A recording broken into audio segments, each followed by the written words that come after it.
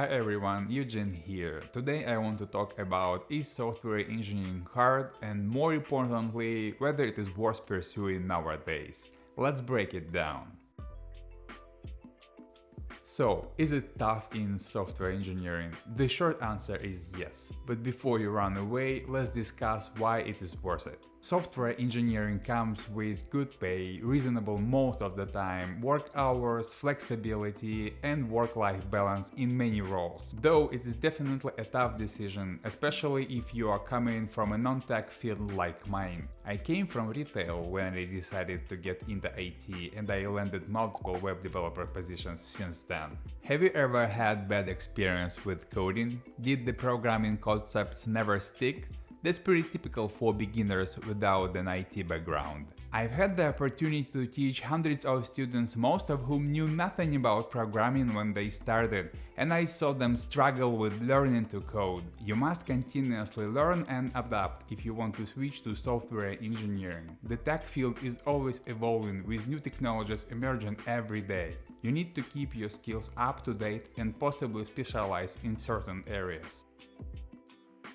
So, if you are still here, it most likely means you are still considering a software engineering career. Great, I love your passion. Let's dive deeper then. Software engineering is not as physically or emotionally demanding as firefighters, lumberjacks, or doctors, but it has its own unique challenges. Once you get the basics, much of the work is straightforward, like CRUD operations for full-stack developers, where you manipulate the data using create, read, update, and delete functions. The usual chores includes meetings, task estimations, bug fixes, and much googling. Software engineering is comfortable compared to many professions. Some people say that IT pay is unbearably high for straightforward work, but this kind of work can be quite stressful. We have deadlines to learn new skills and create new software that nobody has any idea about. Imagine you are a doctor and they give you a deadline to invent a cure for cancer.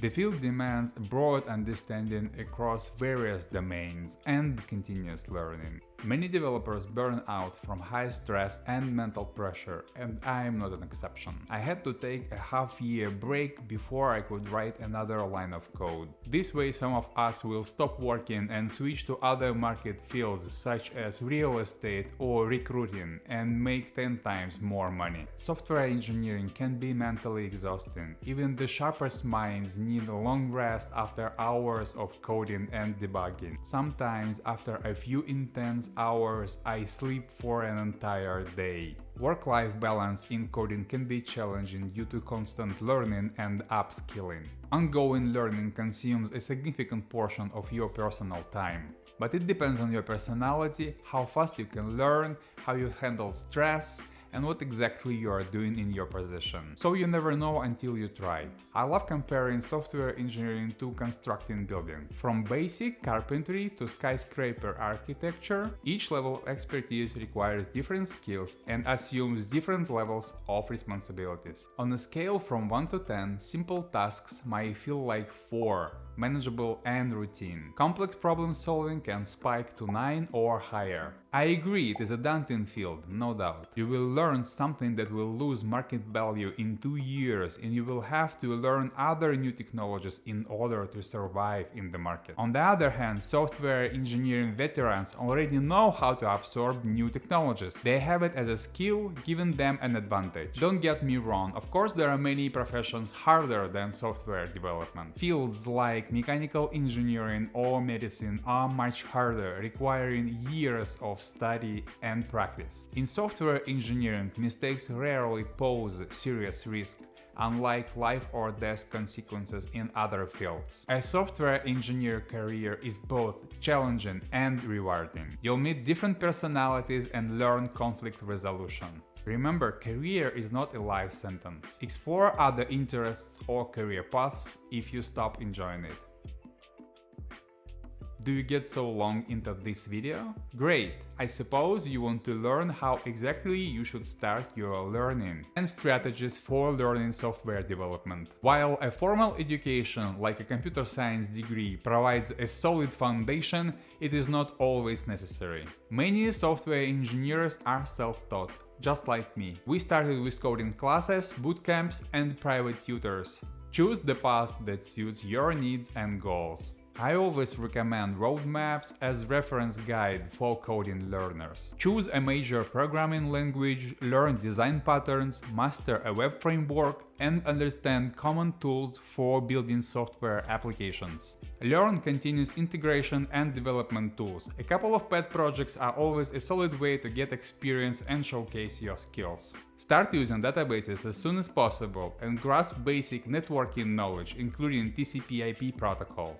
Complete any AWS, Azure, or Google cloud engineering courses, as many applications live in the cloud. Not always, but a foundation of mathematics is beneficial. Game development, big data, and machine learning heavily rely on math and physics concepts.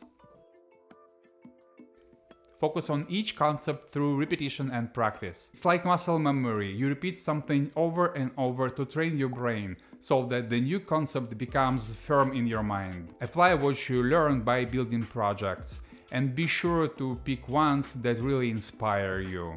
Ideally, that way you will have enough motivation to go through the whole software development process. Explore diverse resources. You are not held to one only forever. Of course, maybe one resource was extremely useful for you, but try to looking around and thinking of another one on the market. This is one more way to keep up with always changing IT field.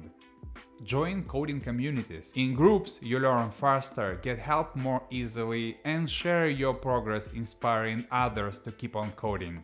Set achievable goals and be nice to yourself. Don't overdo it.